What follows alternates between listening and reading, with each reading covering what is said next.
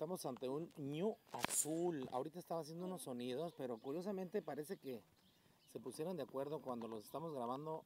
No hacen estos sonidos que hace rato estábamos escuchando. A ver si nos hiciera algún sonido como los que está. Ahí está.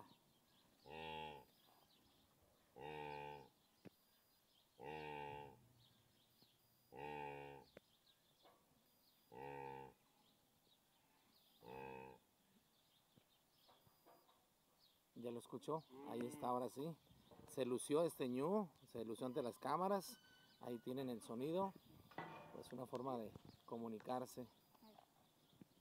¿Qué nos quiere decir? No sabemos, pero bueno, seguimos aquí en el museo, perdón, en el Parque del Niño, en Baja California, a través de Turismo México.